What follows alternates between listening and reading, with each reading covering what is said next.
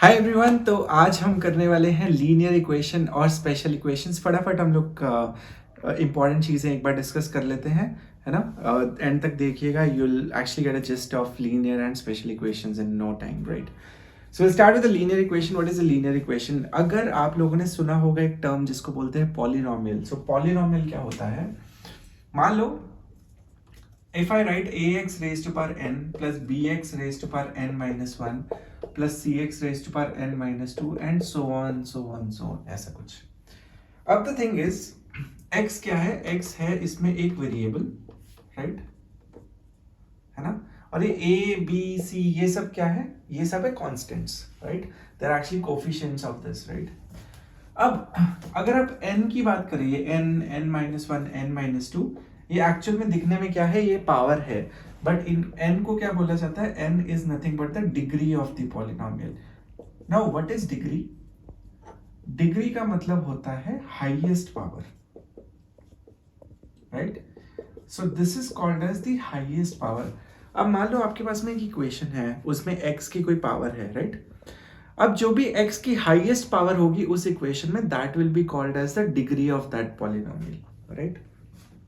Now अगर तो ये पॉलिनोमियल की डिग्री या फिर हाईएस्ट पावर किसी भी पॉलिनोमियल या किसी भी इक्वेशन में होती है 1, मतलब किसी भी पॉलिनोमियल की डिग्री अगर 1 हो गई, that means the highest power is equal to 1, then that equation is called as linear equation.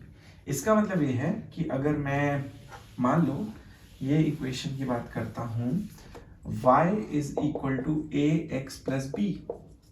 अगर आप देखो x एक वेरिएबल है, इसकी पावर कितनी है? 1। नाउ आपको 1 से ज्यादा पावर का x का कोई भी यहाँ पे x स्क्वायर x क्यूब ऐसा कुछ भी नहीं दिख रहा होगा, मतलब x की हाईएस्ट पावर 1 है। इफ द x की highest power is 1, then this is called as linear equation, right. Okay, now what is a? a is, है ना, a is the coefficient of x and b is a constant, right? अब linear equation के बारे में interesting बात यह है कि लीनियर इक्वेशन का जब भी मैं ग्राफ ड्रॉ करता हूँ, लीनियर इक्वेशन हमेशा और हमेशा एक स्ट्रेट लाइन बनेगी, है ना। हम लोग एक ग्राफ से समझ लेते हैं। जैसे कि अगर मैं बोलता हूँ y is equal to 3x plus 5, कुछ भी ले लो, 3x प्लस 5। तो अगर आप देखो, प्लॉट करते हैं, x को 0 पुट करूं, y की वैल्यू कितनी आ जाएगी? 5। सो x को 0 पुट किया, y will be 5। This is x axis, this is y axis, right. अगर x को 0 पुट किया, y 5 आ गया। एक और पॉइंट ले लो, लेट्स से y को 0 पुट किया, करेक्ट, तो x की वैल्यू कितनी आ जाएगी? -5/3। -5/3 कितना होता है? -1.67, राइट। सो यहाँ कहीं होगा -5/3, 0। जब y को 0 पुट करो, x की वैल्यू इतनी आ रही है ना। कोई भी 2 पॉइंट से एक लाइन जोड़ दो, है ना। So basically this is what? This is a straight line, है ना। So the graph of the linear equation will always and always be a straight line. Important, okay. अब ये स्ट्रेट लाइंस की इक्वेशन बहुत सारे तरीके की होती है। मेरा एक वीडियो है कोऑर्डिनेट ज्योमेट्री का, जिसमें मैंने फटाफट कोऑर्डिनेट ज्योमेट्री का रिवीजन कराया है। उसमें आप different types of forms of lines देख सकते हो। स्लोप इंटरसेप्ट फॉर्म हो गई, है ना, और भी y is equal to mx plus c form जो है, मैंने सब कराई है उसमें। Just go and see that, right. अब लीनियर इक्वेशन जो होती है वो मल्टीपल वेरिएबल्स में भी हो सकती है। अगर मैं आपको बोलता हूँ, ठीक है, I say y is equal to ax plus b. That means, you know, what is this? है ना, या फिर ax plus b is equal to 0 आपको दिख रहा है। चलो, ये एक लीनियर इक्वेशन है। इसमें कितने वेरिएबल है? You can only see one variable which is x. So this is called as linear equation in one variable. Okay. If I say ax plus by plus c is equal to 0, right. ये भी एक variable है, ये भी एक variable है। A B C क्या है? कॉन्स्टेंट्स है एक तरीके से। पावर 1, राइट, ठीक है। यहाँ पे 2 वेरिएबल है, पावर 1 ही है, हाईएस्ट पावर 1 है, डिग्री अगर 1 है, तो इसका मतलब क्या होगा? This will be a linear equation, but this is a linear equation in two variables. ठीक है।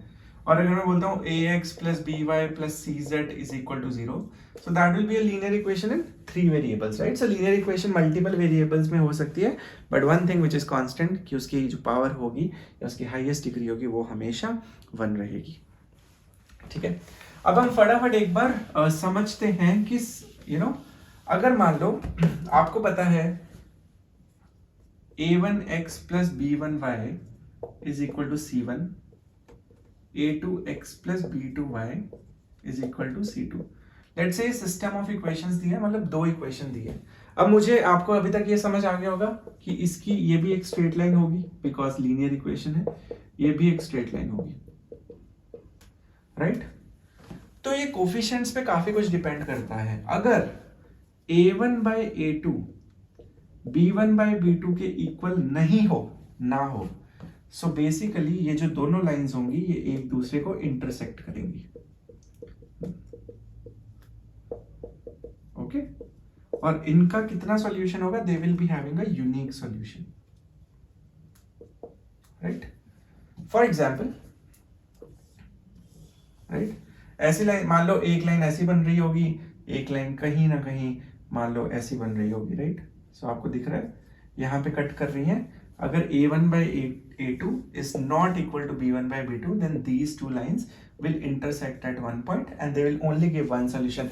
Solution क्या होता है? Solution का मतलब होता है वो वैल्यू, ठीक है, जिस पे x और y की वो वैल्यू बेसिकली एक तरीके से कोऑर्डिनेट है ना, x की क्या होगी, y की क्या होगी, x और y का वो पेयर का वैल्यू जहां पे जो पॉइंट इन दोनों लाइंस को सेटिस्फाई करेगा। मतलब अगर मैं बोलता हूं कि ये पॉइंट 1,2 है, तो 1,2 में अगर मैं x की वैल्यू 1 y की वैल्यू 2 डालूं तो ये भी सेटिस्फाई करेगा और ये भी सेटिस्फाई करेगा। तो एक ही ऐसा सॉल्यूशन होगा जो दोनों को सेटिस्फाई करेगा, that means it has a unique solution, correct. Example, let's say 2x plus 4y is equal to 6, right? And if I say 3x plus 5y is equal to 10, right? I know a1 by a2 b1 by b2 के equal नहीं है, 2 by 3 is not equal to 4 by 5. That means इसका एक ही solution होगा। आप unique solution आप check कर सकते हैं, जैसे कि अगर मेरे को चेक करना है इसकी क्या वैल्यू आएगी, तो मैं ऊपर वाली इक्वेशन को 5 से मल्टीप्लाई कर देता हूँ, नीचे वाली को 4 से मल्टीप्लाई कर देता हूँ। ये कितना बन जाएगा, 10x plus 20y is equal to 30 and this will become 12x plus 20y is equal to 40. ये cancel out हो गया, so this will be 2x is equal to 10. x की वैल्यू कितनी आ जाएगी, 5, है ना। अब x अगर 5 आता है तो y की वैल्यू कितनी आ जाएगी, ये हो जाएगा 4y is equal to 6 minus 10 which is -4 and y की वैल्यू आ जाएगी -1. सो आप चेक कर सकते हैं 5, -1 एक ऐसा सॉल्यूशन है जो इसको भी सेटिस्फाई करेगा। 2 into 5 10, 10 minus 4 is 6, 3 into 5 15, 15 minus 5 is equal to 10. So 5, -1 is just one solution which is satisfying both of them because a1 by a2 b1 by b2 के इक्वल नहीं है, तो it will be a unique solution। और इन दोनों का अगर आप graph plot करोगे तो वो एक पॉइंट पे इंटरसेक्ट करेगा। ये काफी इंपॉर्टेंट कॉन्सेप्ट है सिस्टम ऑफ इक्वेशंस का, right. Now will go to the second part जहां पे हम लोग समझेंगे कि और क्या क्या केस हो सकते हैं। सेकेंड केस ये हो सकता है कि a1 by a2 b1 by b2 के इक्वल हो और वो c1 by c2 के भी इक्वल हो। अगर तीनों ही कोफिशिएंट्स का रेशियोज एक दूसरे के इक्वल हो गया, सो यहाँ पे क्या मतलब है, यहाँ का मतलब ये है they will have infinite solutions और the lines will be called as coincident lines. इसका मतलब ये है कि अगर देखा जाए, मैं बोलता हूं 2x plus 4y is equal to 6 और मैं बोलता हूं let's say 4x plus 8y is equal to 12। अब आइडियली अगर आप देखो इसमें से 2 कॉमन निकाल लो तो this will be x plus 2y is equal to 3, इसमें से 4 कॉमन निकाल लो this will be x plus 2y is equal to 3। ये लाइंस तो सेम ही है ना। अगर लाइन सेम है तो बेसिकली हर पॉइंट, जो भी पॉइंट होगा वो इन दोनों को सेटिस्फाई करेगा, इसलिए उनके इनफाइनाइट सॉल्यूशन होंगे, राइट। सो लाइंस कैसी बनेंगी, अगर एक लाइन ऐसी है तो दूसरी भी इसके ऊपर ही रहेगी, मतलब इसके ऊपर ही रहेगी, इसीलिए वो उसको मल्टीपल पॉइंट्स पे, इनफाइनाइट पॉइंट्स पे कट करेगी। That's why, you know, when I say a1 by a2 is b1 by b2 and c1 by c2, that means ये जो solutions होंगे इसके infinite solution होंगे, x y की बहुत सारी values है जो इसको satisfy करेंगी और ये lines आपस में coincident lines होंगी, right? Important. And the third thing is, अगर a1 by a2 b1 by b2 के इक्वल हो गया लेकिन वो c1 by c2 के इक्वल नहीं हुआ, तो क्या होगा? तो इसका मतलब है यार यहाँ तक तो सब सही चल रहा था, ऐसे लग रहा था लाइंस ऑलमोस्ट इक्वल ही हैं, लेकिन जब c1 by c2 इक्वल नहीं हुआ, इसका मतलब ये है, ये this is called as no solution. And no solution का मतलब ये है कि लाइंस आपस में ना तो इंटरसेक्ट करेंगी ना कोइंसाइड करेंगी, मतलब लाइंस आपस में क्या होंगी? Parallel lines. जब कोई भी सॉल्यूशन नहीं होगा मतलब लाइंस एक दूसरे को कभी भी कट नहीं करेंगी, and parallel lines don't intersect with each other, right? तो अगर मान लो मैं आपको बोलता हूं 2x plus 3y is equal to 5, right? And if I say 4x plus 6y is equal to 8, right? तो देखा जाए अगर मैं 2 कॉमन निकाल दूं इसमें से, this will be what? 2 common निकाल दो, है ना? सो ये इक्वेशन कैसी बन जाएगी? This will be 2x plus 3y is equal to 4. अब एक है 2x plus 3y is equal to 5, एक है 2x plus 3y is equal to 4. आपको खुद ही दिख रहा है कि x और y की कोई भी वैल्यू इन दोनों को एक साथ सेटिस्फाई नहीं कर सकती, और जब नहीं कर सकती तो अगर एक लाइन ऐसी होगी तो दूसरी लाइन ऐसी होगी, they will never be able to meet each other, rather they will be parallel lines, right? So अगर मैं इन सारे सिस्टम्स को समराइज कर दूं फटाफट, तो समरी बस ये होगी सिस्टम ऑफ इक्वेशंस की, कि अगर a1 by a2 is not equal to b1 by b2, right? Then the system of equations या जो भी दो equations होंगी उनमें उसका solution unique होगा, right? और unique solution का मतलब है they will be intersecting lines. Okay? अगर a1 by a2 b1 by b2 और c1 by c2 के इक्वल होगा, इसका मतलब है they will have infinite solution and the lines are coincident lines. और अगर a1 by a2 b1 by b2 के इक्वल है लेकिन वो c1 by c2 के इक्वल नहीं है, so they will have no solution and the lines will be parallel lines, है ना? ग्राफ में कैसा दिखेगा? ऐसा। ये ग्राफ में कैसा दिखेगा? ऐसा। इसके ऊपर पे ही यही है, और ये ग्राफ में कैसा दिखेगा? एक लाइन ऐसी और एक लाइन ऐसी, ये आपस में पैरेलल है, right? So this is about linear equation. Now we'll talk about special equations and then we'll solve some questions. देखो, हमने अभी तक हमने linear equation किया जिसमें डिग्री जो है वो 1 होती है, highest power is 1, right? Special equation में क्या होता है? अगर आपने देखा हो लीनियर इक्वेशन में, अगर मेरे को एग्जैक्ट वैल्यू निकालनी थी, जैसे मैं बोल रहा था अच्छा 2x plus 3y is equal to 6, है ना? और मैं बोल रहा था चलो 4x plus 5y is equal to 10, so उसकी एक वैल्यू निकालते हैं। तो आपने एक चीज नोटिस करी होगी, अगर मेरे पास में दो वेरिएबल्स हैं तो मुझे दो ही इक्वेशन चाहिए to eventually get exact value of x and y, right? Your number of equations should be equal to your number of variables to get the exact value, अगर आपको exact value चाहिए, right? लेकिन special equation क्या होती है? Special equation थोड़ी सी ऐसा है कि स्पेशल इक्वेशन में तुमको नंबर ऑफ इक्वेशंस जो है वो हमेशा नंबर ऑफ वेरिएबल से कम मिलेंगी, है ना? सो स्पेशल इक्वेशन इसलिए स्पेशल कैटेगरी में आ जाती है अगर आपकी नंबर ऑफ एक तरीके से इक्वेशंस नंबर ऑफ वेरिएबल से कम है, मतलब वेरिएबल्स जो है वो ज्यादा है। फॉर एग्जांपल अगर मैं बोलता हूं 2x plus 5y is equal to 100, let's say I say this. अब मुझे पता है यार, अगर मेरे पास में x और y की बात करूं तो यार यहाँ पे तो x की मल्टीपल वैल्यूज पुट कर सकता हूँ, y की मल्टीपल वैल्यूज पुट कर सकता हूँ, है ना? और x और y के बहुत सारे पेयर्स जनरेट हो सकते हैं। यस, इसी को बोलेंगे स्पेशल इक्वेशन, क्योंकि वेरिएबल दो हैं, इक्वेशन एक ही है, करेक्ट? अब इसके कैसे सॉल्यूशंस आएंगे? So you can for example आप ऐसे कर सकते हो, y 5y is equal to 100 minus 2x, और y की वैल्यू कितनी हो जाएगी? 100 by 5 is 20, -2/5 into x, correct? So आप you can have multiple values of x and y, right? अगर आप x की वैल्यू को 0 पुट करते हो तो y की वैल्यू 20 आ जाएगी, है ना?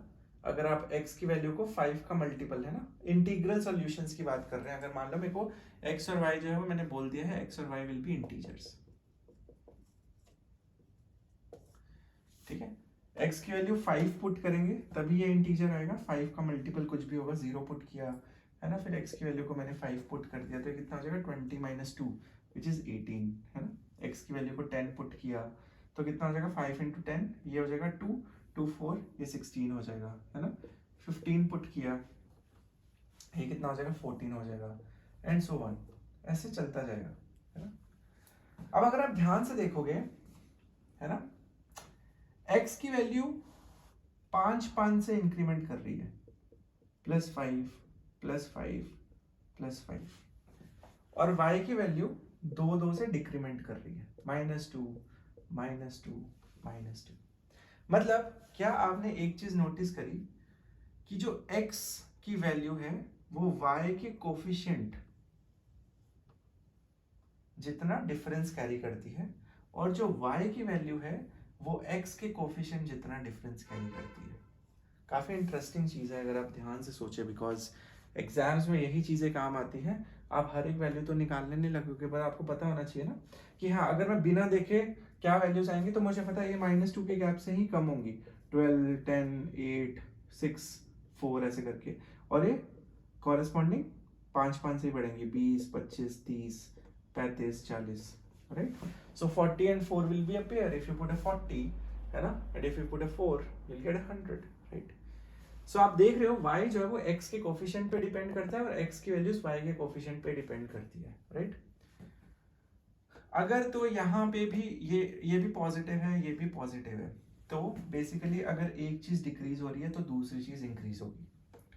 अगर एक चीज पॉजिटिव है दूसरी चीज नेगेटिव है, राइट, तो दोनों चीजें या तो डिक्रीज होंगी, दोनों चीजें या तो इंक्रीज होंगी। इंपॉर्टेंट, एक कोफिशिएंट प्लस है और एक कोफिशिएंट माइनस है, तो आंसर भी ऐसे ही आएगा, एक चीज अगर डिक्रीज होगी, देखो x की वैल्यू अगर y की वैल्यू डिक्रीज हो रही है तो x की वैल्यू इंक्रीज हो रही है, लेकिन अगर दोनों नेगेटिव है, सॉरी, अगर दोनों पॉजिटिव है तो एक डिक्रीज होगा, एक ऐसे इंक्रीज होगा, अगर दोनों नेगेटिव है तो भी यही होगा, और अगर एक पॉजिटिव है और एक नेगेटिव है, राइट, तो दोनों या तो इंक्रीज होंगी या फिर दोनों ही डिक्रीज होंगी। दोनों का मतलब है अगर x और y की वैल्यूज इंक्रीज हो रही हैं दोनों साथ में, और यहाँ पे अगर x भी डिक्रीज हो रहा है तो y भी डिक्रीज होगा। इंपॉर्टेंट चीज है, ठीक है, it will eventually help you. So this is called as special equations. Now we'll do one question, one of linear equation and one of special equation to understand. So guys, this is a question on the system of equations which I just talked about: infinite solutions, unique solutions, and intersecting, no solutions. So just have a quick look at this. I think you can pause this video for now and just try to solve this. Okay. Great. So we'll quickly talk about this. For some real numbers a and b, the system of equation x plus y is equal to 4, and this has infinitely many solutions. Infinitely many solutions में क्या होता है, अगर आपको system of equation दिया, जैसे कि ये दिया हुआ है, क्या दिया है, a + 5 into x plus b square minus 15y is equal to 8b. ये एक इक्वेशन है, दूसरी इक्वेशन है x plus y is equal to 4, right? अब मैंने बोला है इनफाइनाइटली सॉल्यूशंस का मतलब क्या होता है, अभी हमने किया था a1/a2 is equal to b1/b2 is equal to c1/c2, जहाँ a1 a2 b1 b2 c1 c2 coefficients है, तो इसका कोफिशिएंट क्या है, a1 is a + 5, a2 कितना है, 1 है ना, जिसका कोई नहीं उसका 1, ये क्या है, b² - 15 अपॉन y का कोफिशिएंट क्या है, 1, और ये क्या है, c1 और c2, ये तो कांस्टेंट्स है, 8b/4। सो आप कंपेयर कर सकते हो, आई थिंक ये जो, चलो ये कितना हो गया, 2b।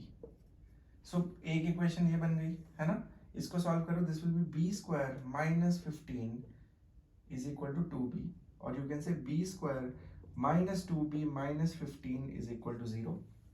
सॉल्व कर सकते हो, ये हो गया b² - 5b + 3b minus 15 is equal to 0, which is b minus 5 plus 3 times b minus 5 is equal to 0.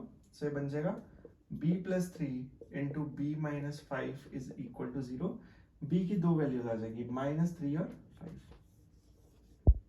b की वैल्यू आ गई -3 और 5, राइट. अब b की वैल्यू आई है -3 और 5. अब आप इसको और इसको कंपेयर कर सकते हो, राइट. अब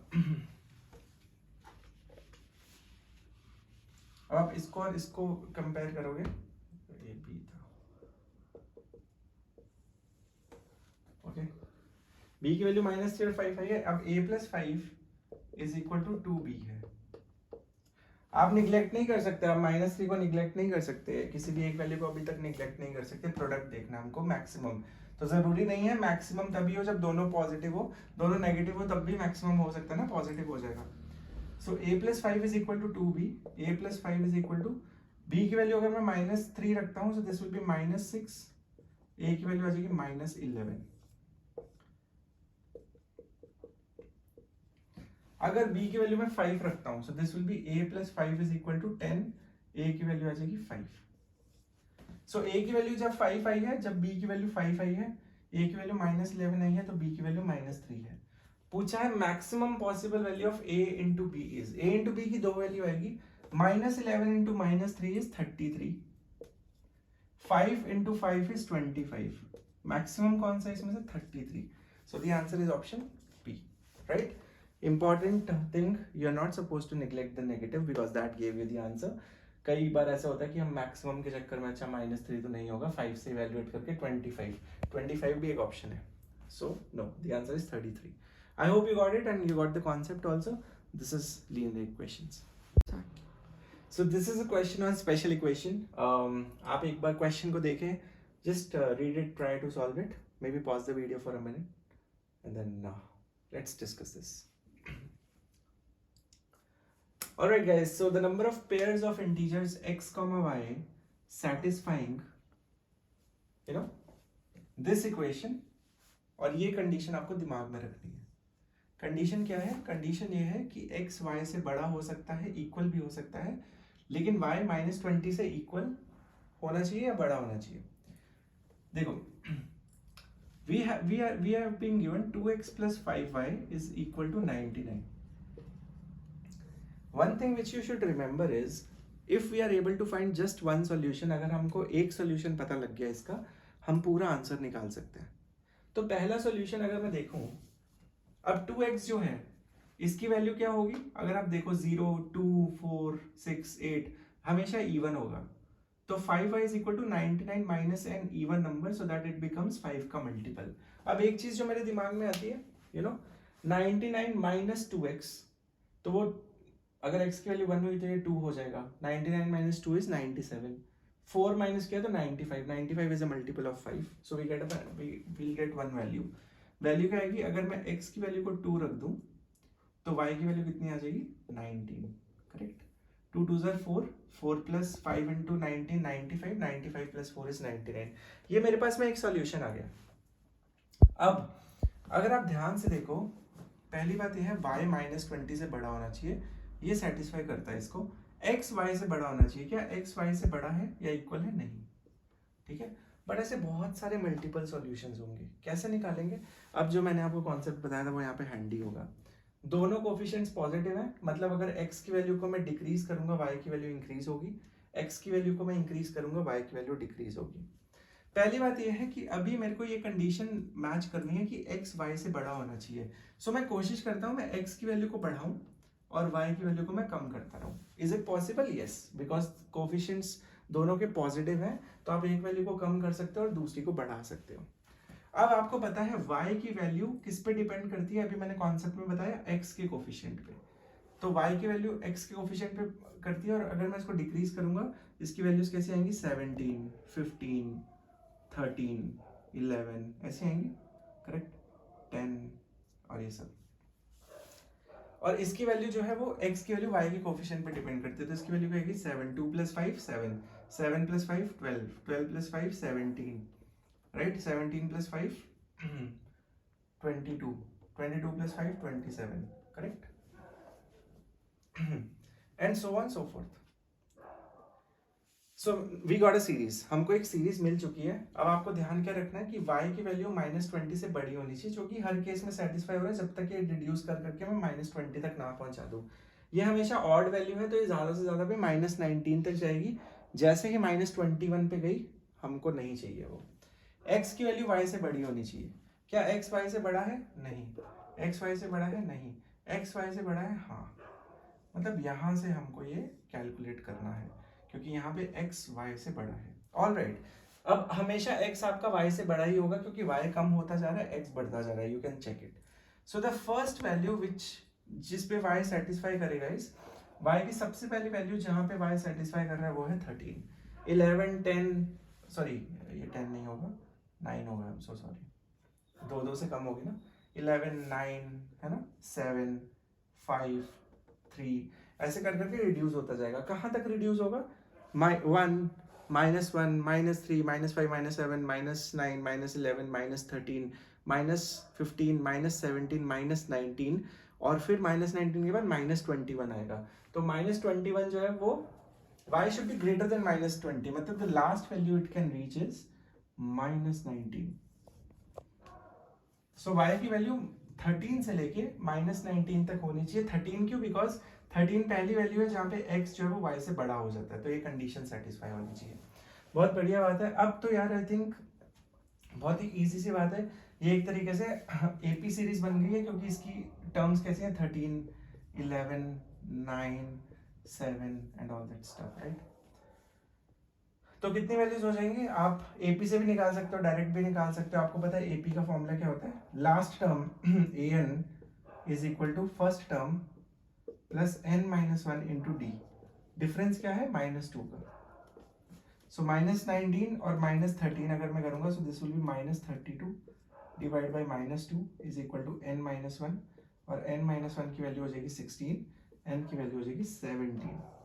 इसका मतलब है there will be 17 such pairs of x and y which will satisfy this and which will satisfy this. I hope you got it. A very beautiful question, अगर आप इसको ध्यान से समझो, ठीक है, और ऐसे क्वेश्चंस की प्रैक्टिस करो, आप फटाफट स्पेशल इक्वेशन में you will achieve that accuracy which is required. कुछ भी नहीं किया मैंने, अगर हमने ध्यान से देखा, एक सॉल्यूशन निकाला, उसके बाद में मैंने सीरीज देखी, मैंने देखा x y से कहाँ तक बड़ी होती है. ये यहाँ से स्टार्ट होती है, लेकिन y -20 से बड़ा होना चाहिए, तो -19 तक जाएगा. ये दो स्टेप देके I find out the solution. Using the AP you can directly find out the solution bye counting also. That's it. Very good.